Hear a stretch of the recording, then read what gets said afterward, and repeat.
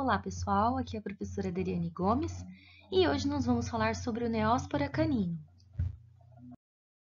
E quem é Neospora canino? Neospora canino é um protozoário cujo hospedeiro definitivo é o cão. E os hospedeiros intermediários são aí diversas espécies.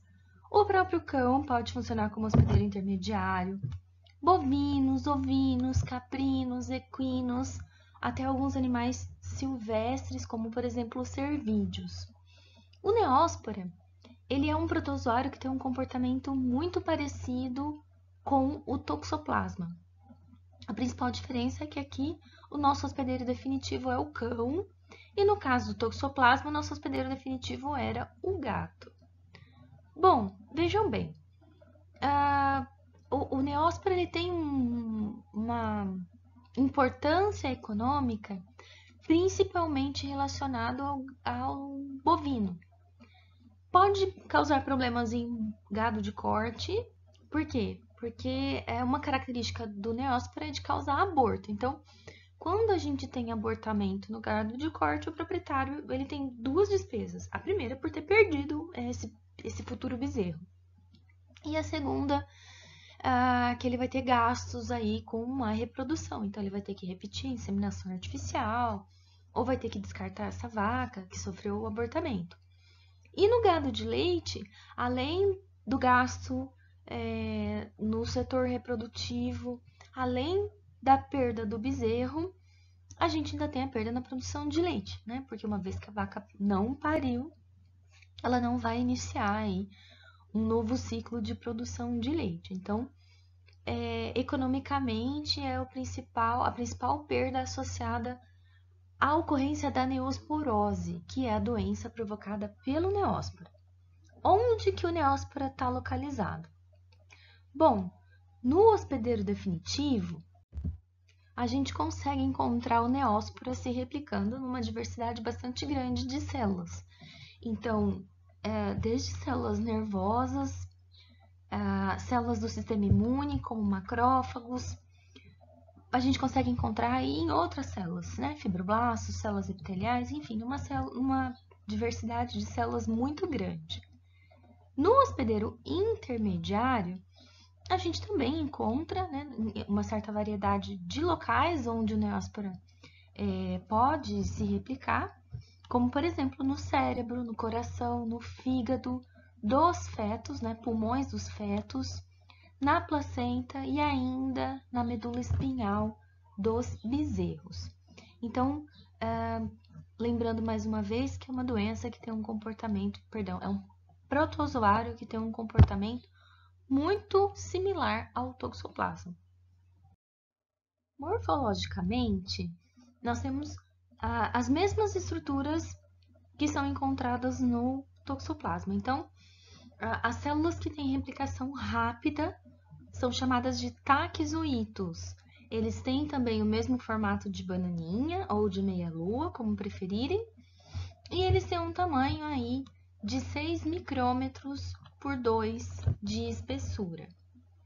Os cistos formados nos tecidos são cistos normalmente ovalados, são cistos ovais, e eles são cistos bem maiores. Eles apresentam cerca de 107 micrômetros de comprimento. Não é uma regra, é variável, né? Mas é uma média. E normalmente a gente encontra esses cistos em tecido neural, em tecido nervoso. Tem um outro detalhe, que esse cisto ele tem uma parede bem grossa, bem espessa. Por que o cisto tem parede espessa? Porque ele funciona aí como uma proteção contra o sistema imune.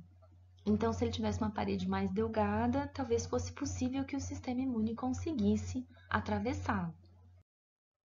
Aqui nós temos, então, né, as imagens das estruturas morfológicas. Então, vejam, o cisto localizado no tecido. Lembrando que dentro do cisto nós temos o quê? Temos bradizoítos, que são as estruturas muito similares ao taquizoíto, né? São estruturas em forma de bananinha, porém, são estruturas que precisam se replicar lentamente, porque a parede do cisto acaba representando aí um obstáculo físico à replicação desse protozoário. A gente tem também os taquizoítos, então são estruturas em formato de bananinha, células em formato de meia-lua, e que tem replicação rápida. E ainda nós temos aqui o oocisto, lembrando que o oocisto só é eliminado pelo hospedeiro definitivo, que nesse caso é o cão. Esse oocisto ele também é composto por 2 esporocistos e após o processo de esporulação, cada esporocisto apresenta dentro 4 esporozoítos. Tá? Então, um cisto maduro ou esporulado, ou também chamado de infectante, qualquer um dos 3 sinônimos, maduro, esporulado, infectante, ele possui 2 esporocistos, cada esporocisto com 4 esporozoítos dentro. E como acontece o ciclo biológico do neósporo? Então, primeiro eu quero lembrá-los que o hospedeiro definitivo para o neóspora é o cão. O ciclo, de modo geral, é muito parecido com o ciclo de toxoplasma. Então, de forma bem resumida, o cão, que é o hospedeiro definitivo, ele vai eliminar os cistos não esporulados. Por quê? Porque dentro dele acontece a replicação sexuada. Então, dentro do intestino do cão. Então, qual que é o produto de replicação sexuada nos protozoários? Né? Principalmente o oocisto. Bom, demora cerca de 3 dias no ambiente para o oocisto se tornar infectante, ou seja, para o oocisto conseguir produzir os esporocistos. Então, o oocisto infectante, ele vai ter o quê? Ele vai ter 2 esporocistos, cada um com 4 esporozoítos dentro. Esses oocistos, então, eles vão contaminar o ambiente. E nós sabemos que os animais de produção, se eu estiver falando de uma propriedade rural, os animais de produção, de modo geral, se alimentam de pasto, eles pastejam. Então, o cão defeca no pasto e contamina o pasto. Lembrando que não são as fezes frescas, porque demora 3 dias para o oocisto ficar infectante.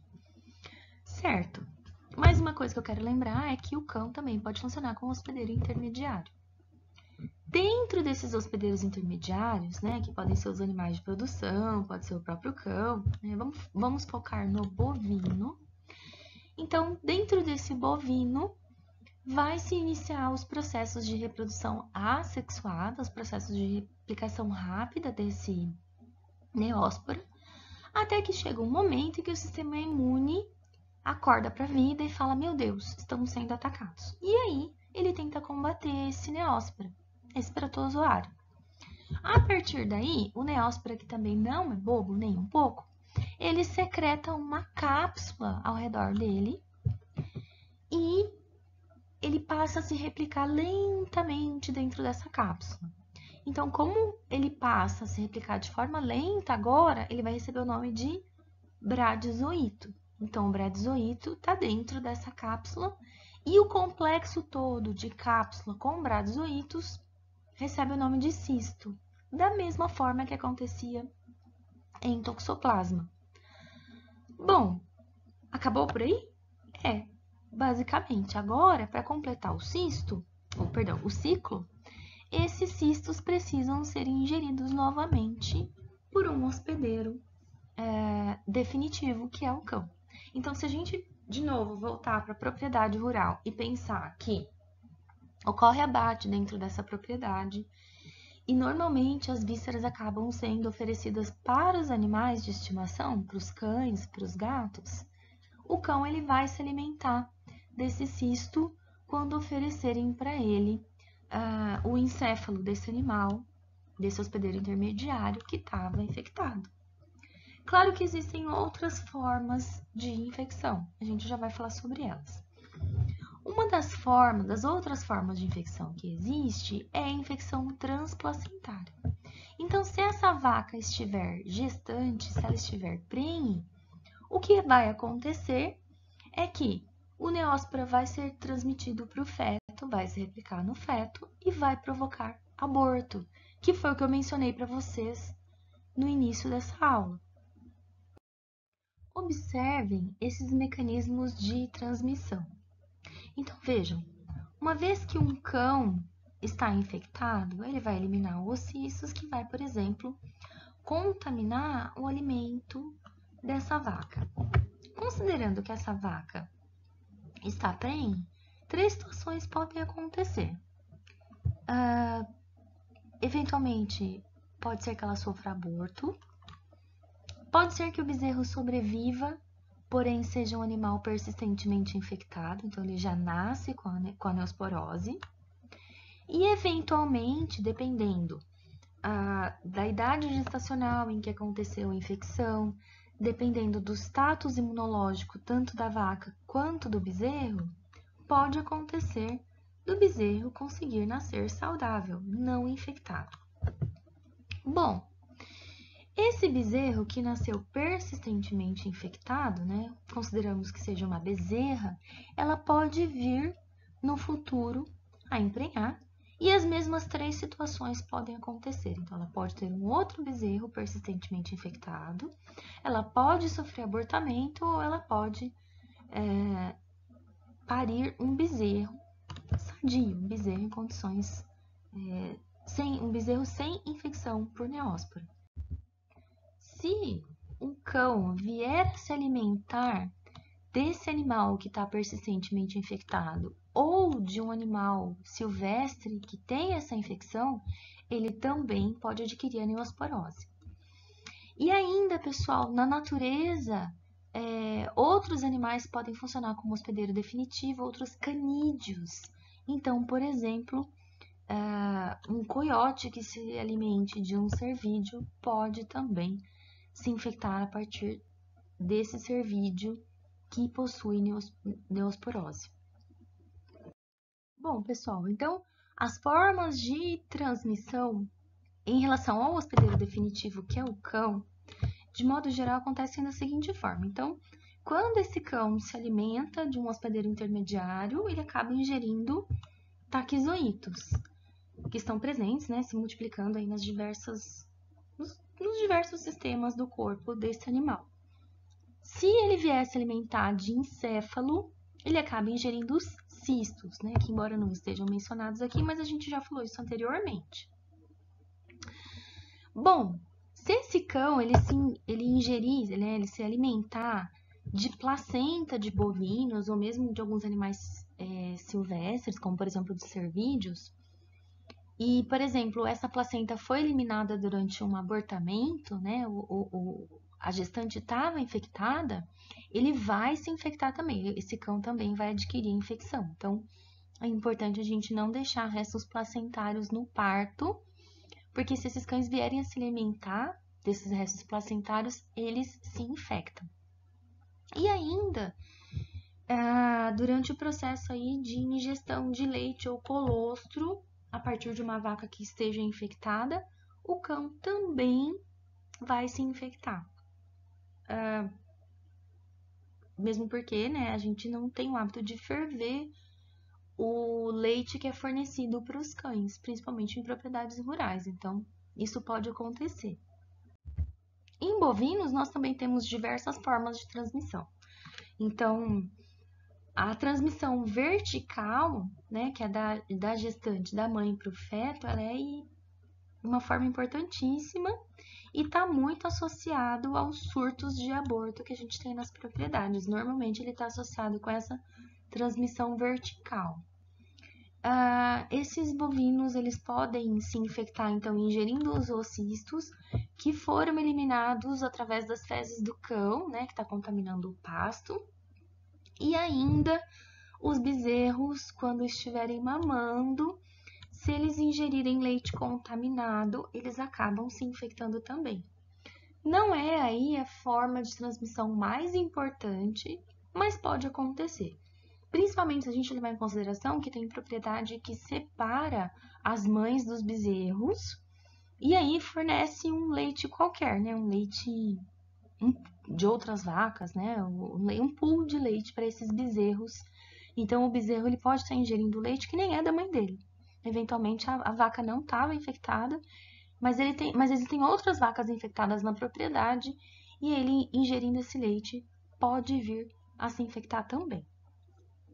Bom, pessoal, mencionei bovinos e eu não falei nada em relação ao cão, né? Embora o nosso enfoque aqui não é a doença, é o parasito, mas só para dar uma situada em vocês, o cão, ele pode funcionar como hospedeiro definitivo, então a gente tem replicação no intestino, mas ele também pode funcionar como hospedeiro intermediário. E aí, nesses casos, o que a gente mais vai observar é sintomatologia neurológica nesses cães. Então, animal com dificuldade de locomoção, animal com dificuldade de deglutição, com paralisia de mandíbula. Eventualmente pode acontecer aí algumas atrofias musculares, lesões de pele, falha cardíaca. Então, assim, depende do local onde está ocorrendo replicação desses taxoítos de neóspora. Então, o cão também pode apresentar sintomatologia, em especial neurológica. Bom, pessoal, por hoje era só. Qualquer dúvida, fiquem à vontade para entrar em contato comigo. E até a próxima!